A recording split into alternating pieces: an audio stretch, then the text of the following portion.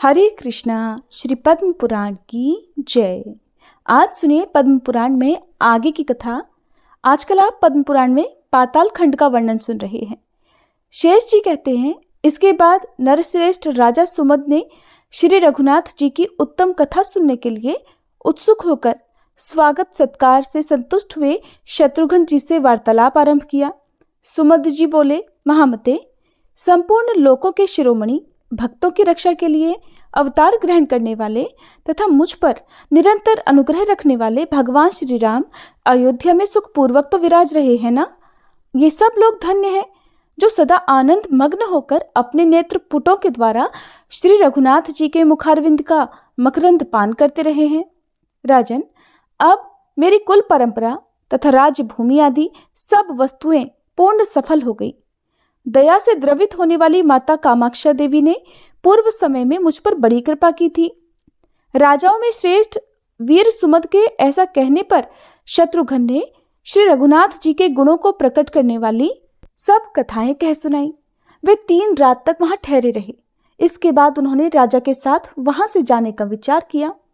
उनका अभिप्राय जानकर सुमद ने जल्दी ही अपने पुत्र को राज्य पर अभिषिक्त कर दिया और उन महाबुद्धिमान नरेश ने शत्रुघ्न के सेवकों को बहुत से वस्त्र, रत्न और तरह तरह के धन दिए।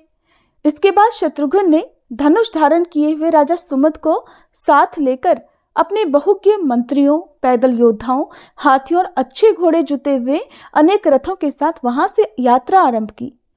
श्री रघुनाथ जी के प्रताप का आश्रय लेकर वे हंसते हंसते मार्ग तय करने लगे। पयोष्णी नदी के तट पर पहुंचकर उन्होंने अपनी चाल तेज कर दी और शत्रुओं पर प्रहार करने वाले समस्त योद्धा भी पीछे पीछे उनका साथ देने लगे। वे तपस्वी ऋषियों के तरह तरह के आश्रम देखते हुए और वहां श्री रघुनाथ जी के गुणगान सुनते हुए यात्रा कर रहे थे। उस समय उन्हें चारों ओर मुनियों की ये कल्याणमयी वाणी सुनाई पड़ती थी कि यह यज्ञ का अश्व चला जा रहा है जो श्रीहरि के अंशावतार श्री रघुनाथ जी के द्वारा सब ओर से सुरक्षित है। भगवान का अनुसरण करने वाले वानर तथा भगवत भक्त भी उसकी रक्षा कर रहे हैं। जिनका मन भक्ति से निरंतर प्रभावित रहता है, उन महर्षियों की ऐसी बातें सुनकर शत्रुघ्न जी को बड़ा संतोष हुआ। आगे जाकर उन्होंने एक विशुद्ध आश्रम देखा जो निरंतर होने वाली वेदों की ध्वनि से उसको श्रवण करने वाले मनुष्यों का सारा अमंगल नष्ट किए देता था। वहां का संपूर्ण आकाश अग्निहोत्र के समय दी जाने वाली आहुति के धूम से पवित्र हो गया था। श्रेष्ठ मुनियों के द्वारा स्थापित किए हुए अनेकों यज्ञ संबंधी यूप उस आश्रम को सुशोभित कर रहे थे। वहां सिंह भी पालन करने योग्य गौओं की रक्षा करते थे। चूहे अपने रहने के लिए बिल नहीं खोदते थे क्योंकि वहां उन्हें बिल्लियों का कोई डर नहीं था। सांप सदा मोरों और नेवलों के साथ खेलते रहते थे। हाथी और सिंह एक दूसरे के मित्र होकर उस आश्रम पर निवास करते थे। हिरण वहां प्रेम पूर्वक चरते रहते थे। उन्हें किसी से भय नहीं था। गौओं के थन घड़ों के समान दिखाई देते थे। उनका विग्रह नंदिनी की तरह संपूर्ण कामनाओं को पूर्ण करने वाला था और वे अपने खुरों से उठी हुई धूल के द्वारा वहां की भूमि को पवित्र करती थीं। हाथों में समीधा धारण करने वाले श्रेष्ठ मुनिवरों ने वहां की भूमि को धार्मिक क्रियाओं का अनुष्ठान करने के योग्य बना रखा था। उस आश्रम को देखकर शत्रुघ्न जी ने सब बातों को जानने वाले श्री राम जी के मंत्री सुमति से पूछा। शत्रुघ्न जी बोले, सुमते, इस सामने किस मुनि का आश्रम शोभा पा रहा है? यहाँ सब जंतु आपस का वैर भाव छोड़कर एक साथ ही रहते हैं और यह मुनियों की मंडली से भी भरा पूरा दिखाई देता है। मैं मुनि की वार्ता सुनूंगा और उनका वृतांत सुनकर अपने आप को पवित्र करूंगा। महात्मा शत्रुघ्न जी के यह उत्तम वचन सुनकर परम मेधावी श्री रघुनाथ जी के मंत्री सुमति ने कहा, सुमित्रा नंदन, इसे महर्षि च्यवन का आश्रम समझिए। ये बड़े बड़े तपस्वियों से सुशोभित तथा वैर शून्य जंतुओं से भरा हुआ है। मुनियों की पत्नियां भी यहाँ रहती हैं। महामुनि च्यवन वे ही हैं जिन्होंने मनुपुत्र शर्याति के महान यज्ञ में इंद्र का मान भंग किया और अश्विनी कुमारों को यज्ञ का भाग दिया था। शत्रुघ्न जी ने पूछा, मंत्रीवर, महर्षि च्यवन ने कब अश्विनी कुमारों को देवताओं की पंक्ति में बिठाकर उन्हें यज्ञ का भाग अर्पण किया था, और देवराज इंद्र ने उस महान यज्ञ में ऐसा क्या किया था? सुमति ने कहा, सुमित्रा नंदन, ब्रह्मा जी के वंश में महर्षि भृगु बड़े विख्यात महात्मा हुए हैं। एक दिन संध्या के समय समिधा लाने के लिए वे आश्रम से दूर चले गए थे।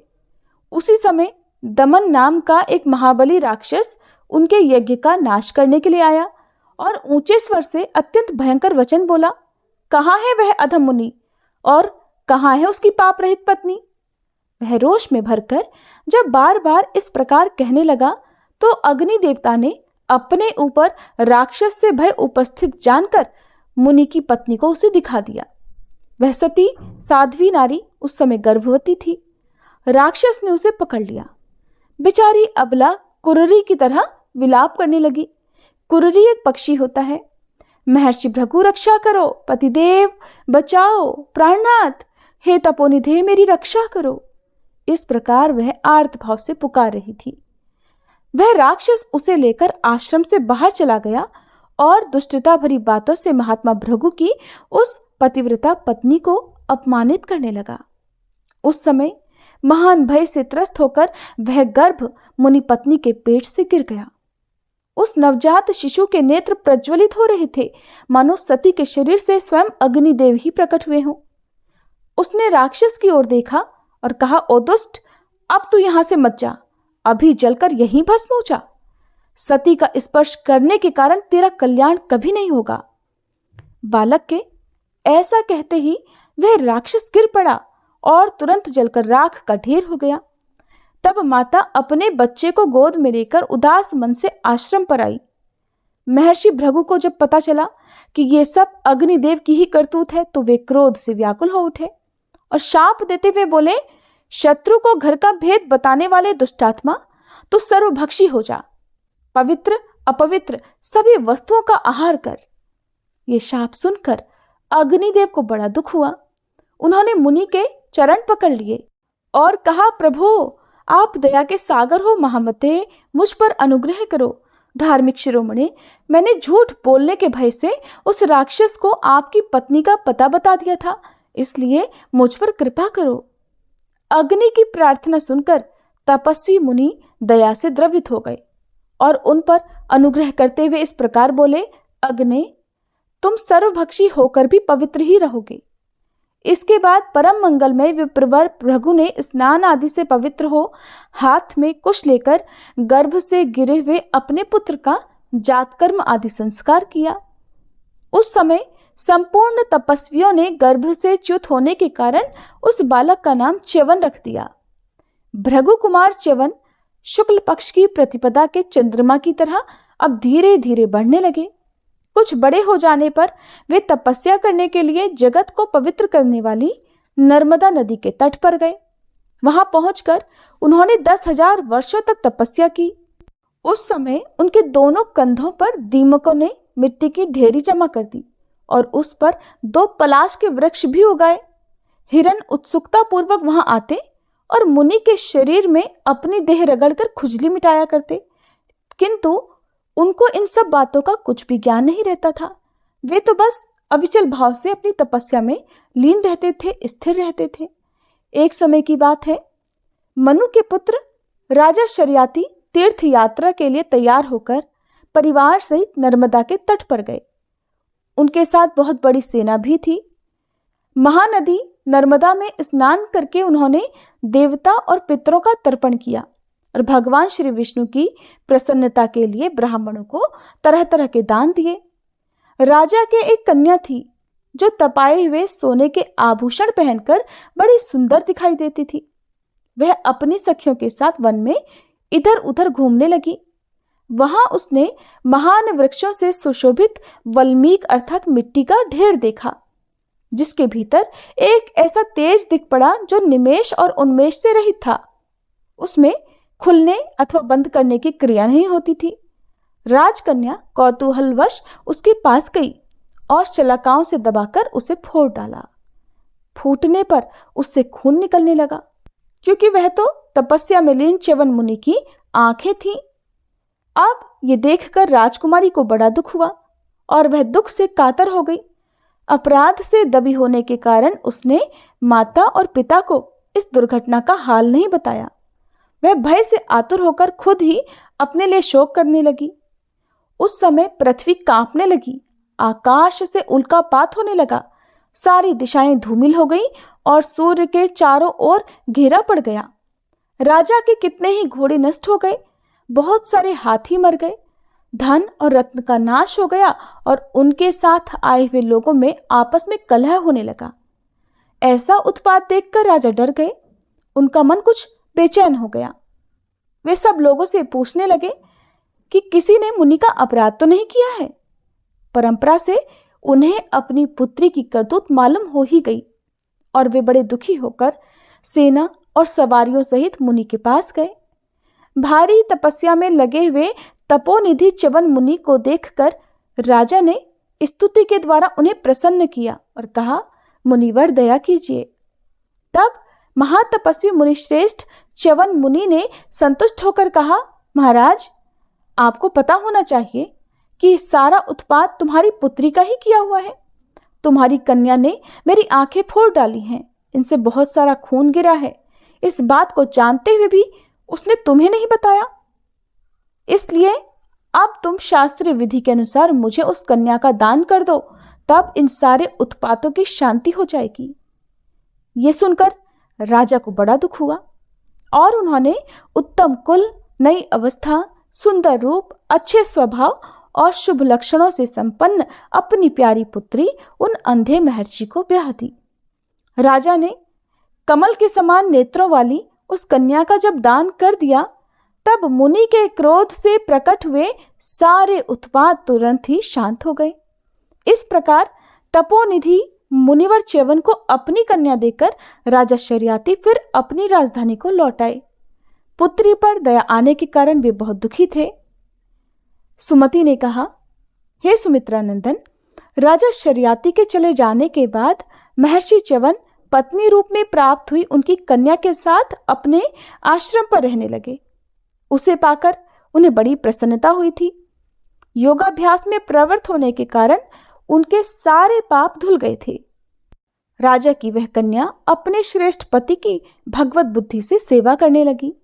यद्यपि वे नेत्रों से हीन थे और बुढ़ापे के कारण उनकी शारीरिक शक्ति जवाब दे चुकी थी, फिर भी वह उन्हें अपने अभीष्ट पूर्ण करने वाले कुल देवता के समान समझकर उनकी सेवा किया करती थी। जैसे शची इंद्र की सेवा में तत्पर होकर प्रसन्नता प्राप्त करती है, उसी प्रकार उस सुंदरी सती को अपने प्रियतम पति की सेवा में बड़ा आनंद आता था। पति भी साधारण नहीं, तपस्या के भंडार थे और उनका मनोभाव बहुत ही गंभीर था। तब भी वह उनकी प्रत्येक चेष्टा को जानती, हर एक अभिप्राय को समझती हुई उनकी सेवा में संलग्न रहा करती थी। वह सुंदर शरीर वाली राजकुमारी सभी शुभ लक्षणों से संपन्न और कृशांगी थी, तो भी फल, मूल और जल का आहार करती हुई वह अपने स्वामी के चरणों की सेवा करती थी।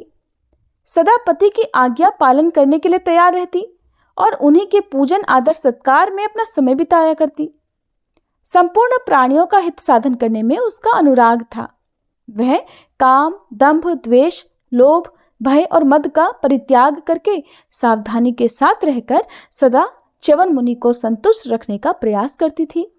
महाराज, इस प्रकार वाणी, शरीर और क्रिया के द्वारा मुनि की सेवा करती हुई उस राजकुमारी ने 1000 वर्ष व्यतीत कर दिए और अपनी कामना को मन में ही रखा, मुनि पर कभी प्रकट नहीं किया। एक समय की बात है, मुनि के आश्रम पर देव वैद्य अश्विनी कुमार पधारे। सुकन्या ने स्वागत के द्वारा उनका सम्मान करके उन दोनों का पूजन किया। शर्याति कुमारी सुकन्या के किए हुए पूजन और अर्घ्यपाद्य आदि से उन सुंदर शरीर वाले अश्विनी कुमारों के मन में बड़ी प्रसन्नता हुई। उन्होंने स्नेहवश उस सुंदरी से कहा, देवी, तुम कोई वर मांगो। उन दोनों देव वैद्यों को संतुष्ट देखकर बुद्धिमती नारियों में श्रेष्ठ राजकुमारी सुकन्या ने उनसे वर मांगने का विचार किया। अपने पति के अभिप्राय को लक्ष्य करके उसने कहा, देवताओं, अगर आप मुझ पर प्रसन्न हैं तो मेरे पति को नेत्र प्रदान कीजिए। सुकन्या का यह मनोहर वचन सुनकर और उसके सतीत्व को देखकर उन श्रेष्ठ वैद्यों ने कहा, अगर तुम्हारे पति यज्ञ में हम लोगों को देवोचित भाग अर्पण कर सकें तो हम इनके नेत्रों में स्पष्ट रूप से देखने की शक्ति पैदा कर सकते हैं। च्यवन मुनि ने भी उन तेजस्वी देवताओं को यज्ञ में भाग देने के लिए स्वीकृति दे दी। तब वे दोनों अश्विनी कुमार बड़े प्रसन्न होकर महान तपस्वी च्यवन से बोले, मुने, सिद्धों द्वारा तैयार किए हुए इस कुंड में आप गोता लगाइए। ऐसा कहकर उन्होंने च्यवन मुनि को, जिनका शरीर वृद्धावस्था का ग्रास बन चुका था और जिसकी नस नाड़ियां साफ दिखाई दे रही थी, उस कुंड में प्रवेश कराया और खुद भी उसमें गोता लगाया। इसके बाद उस कुंड में से 3 पुरुष प्रकट हुए जो अत्यंत सुंदर और नारियों का मन मोहने वाले थे। उनका रूप एक ही समान था, एक ही प्रकार दिखते थे। सोने के हार, कुंडल और सुंदर वस्त्र तीनों के शरीर पर शोभा पा रहे थे। सुंदर शरीर वाली सुकन्या उन तीनों को अत्यंत रूपवान और सूर्य के समान तेजस्वी देखकर अपने पति को पहचान नहीं पाई। तब वह साध्वी दोनों अश्विनी कुमारों की शरण में गई। सुकन्या के पातिव्रत्य से संतुष्ट होकर उन्होंने उसके पति को दिखा दिया और फिर ऋषि से विदा लेकर वे दोनों विमान पर बैठकर स्वर्ग को चले गए। अब उन्हें इस बात की आशा हो गई थी कि जब मुनि यज्ञ करेंगे तो उसमें हम लोगों को भी अवश्य भाग देंगे। इसके बाद किसी समय राजा शर्याती के मन में ये इच्छा हुई कि मैं यज्ञ द्वारा देवताओं का पूजन करूं। उस समय उन्होंने महर्षि च्यवन को बुलाने के लिए अपने कई सेवक भेजे। उनके बुलाने पर महातपस्वी विप्रवर च्यवन वहां गए।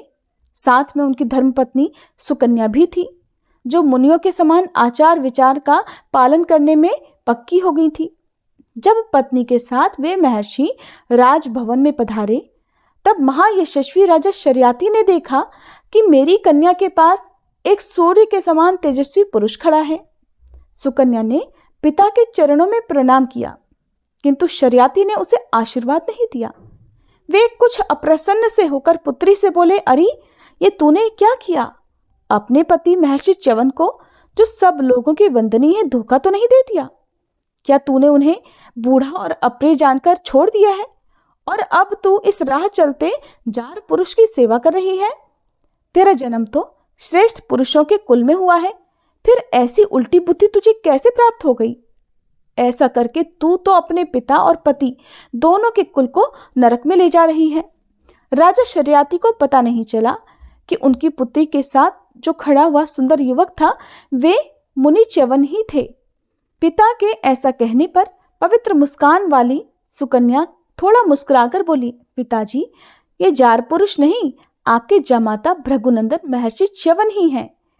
इसके बाद उसने पति की नई अवस्था और सौंदर्य प्राप्ति का सारा समाचार अपने पिता से कह सुनाया, जिसे सुनकर राजा शर्याती को बड़ा आश्चर्य हुआ और उन्होंने बहुत प्रसन्न होकर अपनी पुत्री को अपने हृदय से लगा लिया।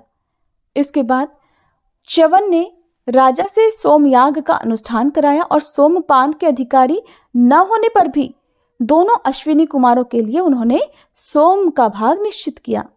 महर्षि तपोबल से संपन्न थे, इसलिए उन्होंने अपने तेज से अश्विनी कुमारों को सोम रस का पान कराया। अश्विनी कुमार वैद्य होने के कारण पंक्ति पावन देवताओं में नहीं गिने जाते थे। उन्हें देवता अपनी पंक्ति में नहीं बिठाते थे, किंतु उस दिन ब्राह्मण श्रेष्ठ च्यवन ने उन्हें देव पंक्ति में बैठने का अधिकारी बनाया। ये देखकर इंद्र को क्रोध आ गया और वे हाथ में वज्र लेकर उन्हें मारने को तैयार हो गए। वज्रधारी इंद्र को अपना वध करने के लिए उद्यत देखकर बुद्धिमान महर्षि च्यवन ने एक बार हुंकार किया और उनकी भुजाओं को स्तंभित कर दिया, अर्थात स्थिर कर दिया। वे अपनी भुजाएं हिला ही नहीं पाए। उस समय सब लोगों ने देखा इंद्र की भुजाएं जड़वत हो गई हैं। बाहें स्तंभित हो जाने पर इंद्र की आंखें खुली। फिर उन्होंने मुनि की स्तुति करते हुए कहा, स्वामिन, आप इन अश्विनी कुमारों को यज्ञ का भाग अर्पण कीजिए, मैं नहीं रोकता। तात, एक बार मैंने जो अपराध किया है उसको क्षमा कीजिए। इंद्र के ऐसा कहने पर दया सागर महर्षि ने तुरंत क्रोध को त्याग दिया और इंद्र की भुजाएं भी तत्काल बंधन मुक्त हो गई, उनकी जड़ता दूर हो गई। ये देखकर सब लोगों का हृदय विस्मयपूर्ण कौतूहल से भर गया। वे ब्राह्मण के बल की, जो देवता आदि के लिए भी दुर्लभ है, सराहना करने लगे। इसके बाद शत्रुओं को ताप देने वाले महाराज शर्याती ने ब्राह्मणों को बहुत सारा धन दिया और यज्ञ के अंत में अवभृत स्नान किया।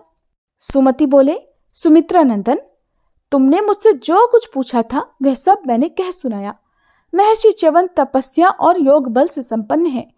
इन तपोमूर्ति महात्मा को प्रणाम करके तुम विजय का आशीर्वाद ग्रहण करो और श्री राम जी के मनोहर यज्ञ में इन्हें पत्नी सहित पधारने के लिए प्रार्थना करो। हरे कृष्णा। आज के अध्याय में बस इतना ही। इसके आगे का वृतांत आप सभी अगली कथा में जरूर सुनिएगा।